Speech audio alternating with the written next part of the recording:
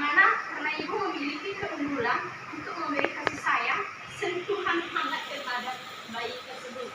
Yang berikutnya,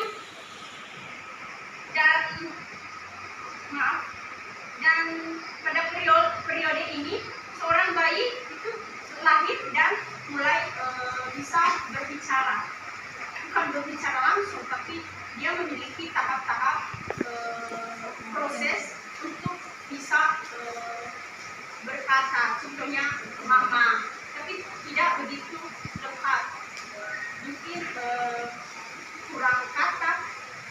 Itu adalah pada masa bayi. Kedua, masa kanak-kanak, di mana pada periode ini, di mana pada masa kanak-kanak ini umur 1,5 tahun sampai 4 tahun adalah masa kanak-kanak, di mana pada periode ini berbicara dan berhubungan dengan sebaya, di mana pada masa ini adalah anak-anak diharuskan untuk bisa berbicara pada periode ini karena umurnya udah bisa berbicara, sehingga dia bisa bergaul dengan sebayanya, maksudnya seumurnya di umur 4 tahun. Yang dimana yang lebih penting dalam itu adalah orang tua, bukan lagi ibu, karena pada umur 4 tahun itu anak sudah bisa mengenali keluarganya, meskipun tidak begitu apa. Yang berperan itu adalah kedua orang tuanya dan keluarganya. Selanjutnya adalah nomor 3, masa juvenil, sekitar umur 4 tahun sampai 8 atau 10 tahun. Nah, di masa ini, di mana periode ini adalah hubungan sebaya, teman bermain seusia, di mana yang lebih berperan ini adalah teman bermainnya. Karena di mana kita tahu bahwa anak-anak di usia 4 tahun sampai 10 tahun pasti anak-anak tersebut suka bermain. Yang lebih berperan dan penting di dalam hidupnya tersebut adalah teman bermainnya. Karena di mana seorang anak tersebut lebih mengenal sekitarnya, bagaimana keadaan sekitar tersebut. Nah, pada nomor 4 adalah masa pra-adolescent.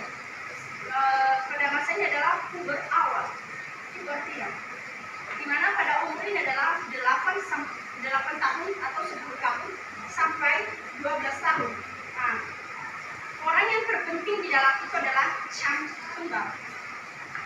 Nah, pada masa yang kelima adalah masa adolescent, di mana masa adolescent ini adalah masa puber mantap, ya, sekitar umur 12 sampai 16 tahun. Seksnya sudah mulai mantap.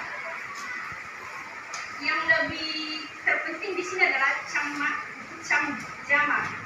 Sedangkan pada masa ke-6 adalah masa adolescent akhir adalah seksnya sudah mulai mantap dan tanggung jawab sosialnya sudah mulai bisa berkembang pada dirinya sendiri, di mana pada umur itu adalah 16 tahun sampai 20 tahun. Di umur tersebut seksnya sudah mulai mantap dan tanggung jawabnya terhadap sosial sudah mulai nampak. Penyaji dari saya yang selanjutnya dijelaskan oleh teman kami Wida bagian B.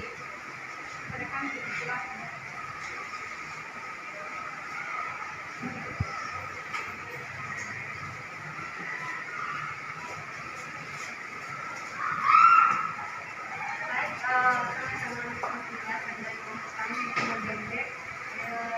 Bagaimana konsep komunikasi interpersonal.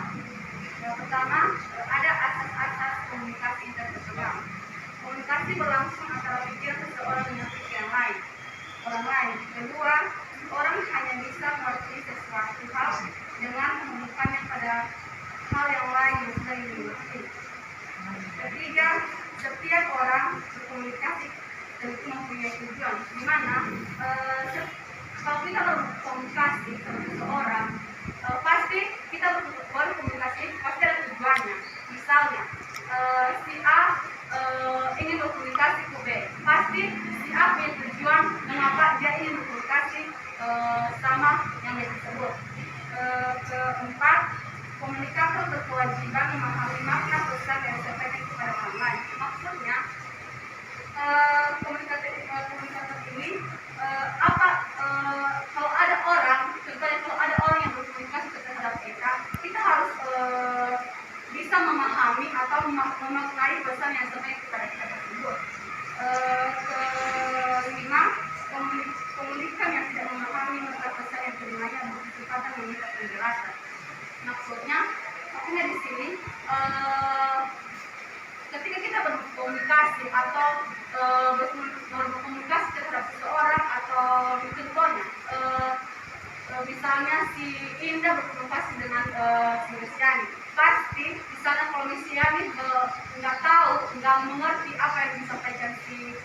sehingga pasti misalnya punya kesempatan untuk meminta penjelasannya kembali.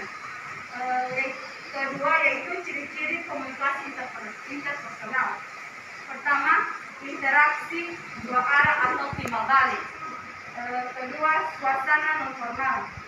Ketiga, umpan balik segera. Maksudnya di sini umpan balik segera yaitu ketika berkomunikasi itu pasti ketika kita berkomunikasi itu pasti seseorang yang kita ajak bicara atau berkomunikasi pasti dia menjawab atau merespon balik. Keempat, hubungan interpersonal. Kelima, percaya. Enam, supportif.